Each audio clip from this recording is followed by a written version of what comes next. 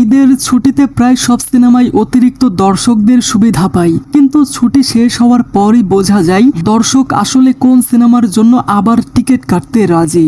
আর পঞ্চম দিনের রিপোর্ট বলছে বেশিরভাগ সিনেমায় ড্রপ খেয়েছে, তবে কারো ড্রপ স্বাভাবিক, আবার কারো ক্ষেত্রে সেটা বেশ চিন্তার কারণ। আরে কি বলছিস তুই? চলুন এক এক করে দেখে নেওয়া যাক কার কি অবস্থা, তবে তার আগে ইন্ট্রো। তো কেমন আছেন আপনি আর আপনার উনি? হাই, আমি জনি। চলুন শুরু করি।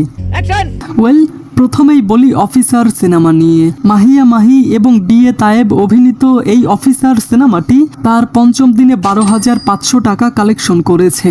স্টার সিনেপ্লেক্সে শো ছিল মাত্র একটি, যেখানে দর্শক ছিল মাত্র 25 জন। আর 5 দিন শেষে অফিসারের টোটাল মাল্টিপ্লেক্স গ্রস কালেকশন দাঁড়িয়েছে 77,300 টাকা।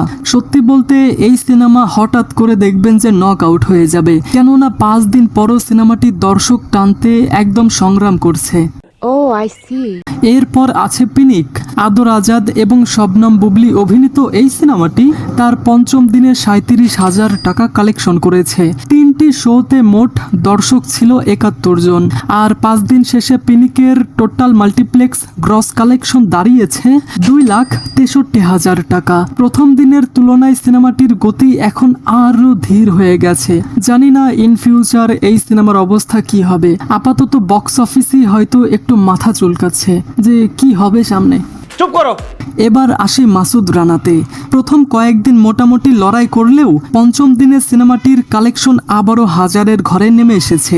এই দিন মাসুদ রানার কালেকশন এসেছে 88,700 টাকা। 5টা শো চললেও কোনো শো হাউসফুল যায়নি। আর 5 দিন শেষে মাসুদ রানার টোটাল মাল্টিপ্লেক্স গ্রস কালেকশন দাঁড়িয়েছে 9,31,000 টাকা।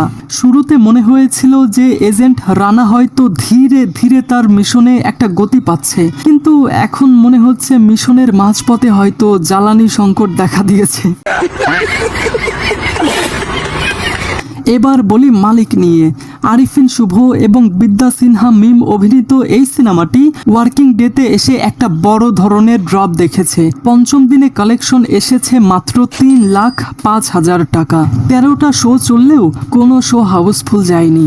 আর 5 দিন শেষে মালিকের টোটাল মাল্টিপ্লেক্স গ্রস কালেকশন দাঁড়িয়েছে 23,95,000 টাকা। এখনও সিনেমাটি সম্মানজনক অবস্থানেই আছে, তবে সামনে যদি ভালো হোল্ড দেখাতে না পারে তাহলে এটার ব্যবধান বনলতা সেনের সঙ্গে আরো বাড়বে। এরপর আছে বনলতা সেন। পঞ্চম দিনে এই সিনেমাটির কালেকশনেও ড্রপ এসেছে, তবে সেটা তুলনামূলকভাবে নিয়ন্ত্রিত। পঞ্চম দিনে কালেকশন এসেছে 4,25,000 টাকা। 11টা শো এর মধ্যে প্রায় একটা শো ফুল ছিল।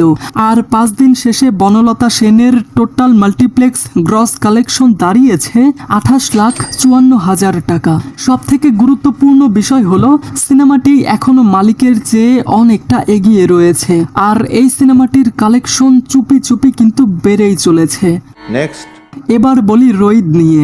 পঞ্চম দিনে এসে অবশেষে ডাবল ডিজিট কালেকশন মিস করেছে এই সিনেমাটি। এই দিন কালেকশন এসেছে 9,24,000 টাকা। 22টা শো এর মধ্যে একটা শো হাউসফুল ছিল, আর অলমোস্ট আরও একটা শো ফুল ছিল।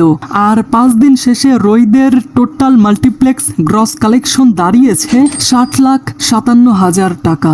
যদিও ডাবল ডিজিট মিস করেছে, তবুও ওয়ার্কিং ডে হিসেবে সংখ্যাটা কিন্তু খারাপ নয়। বরং বলা যায় রোহিত এখনো প্রমাণ করছে যে ঈদের সব থেকে শক্ত হোল্ডগুলোর একটি তার কাছেই আছে। একদম তাই। আর অবশেষে আসি রকস্টারে। শাকিব খান এবং সাবিলা নূর অভিনীত এই সিনেমাটি তার পঞ্চম দিনে 22,57,000 টাকা কালেকশন করেছে। সংখ্যাটা শুনতে বিশাল লাগলেও আগের কয়েকদিনের তুলনায় এটা বেশ বড় একটা ড্রপ। এই দিন মোট 74টা শো এর মধ্যে একটা শো হাউসফুল ছিল, সেটাও একটা মিনিপ্লেক্সে। আর আরো 2টা শো অলমোস্ট ফুল ছিল। এবং 5 দিন শেষে রকস্টারের টোটাল মাল্টিপ্লেক্স গ্রস কালেকশন দাঁড়িয়েছে 1,93,00,000 টাকা। আর আজই ই টিকেটিং এর অন্তর্ভুক্ত থিয়েটারগুলো থেকে রকস্টার 2 কোটির ক্লাবে প্রবেশ করবে। তবে একটা বিষয় পরিষ্কার, রকস্টার এখনো 1 নম্বরে থাকলেও ঈদের প্রথম 2 দিনের সেই ঝড়গতি এখন অনেকটাই কমে এসেছে। আমি এসব কিছু নিয়ে ভাবছি না।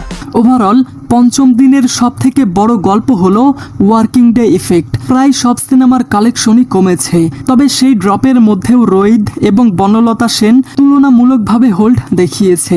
অন্যদিকে রকস্টার এখনো বিশাল লিডে থাকলেও টানা 2 দিন তার ক্ষেত্রে বড় ড্রপ দেখা যাচ্ছে। আর মালিক, মাসুদ রানা, পিনিক এবং অফিসারের জন্য সব থেকে বড় চ্যালেঞ্জ হলো শো এবং দর্শক দুটোই ধরে রাখা। তা ঠিক। তো গাইস, এই সমস্ত কালেকশনের কথা জানার পর এই সব বিষয়ে আপনার কি মতামত? আপনাদের যে কোনো মতামত অবশ্যই কমেন্টে জানাবেন। ঠিক আছে, তুমি যাও। Thanks for watching guys.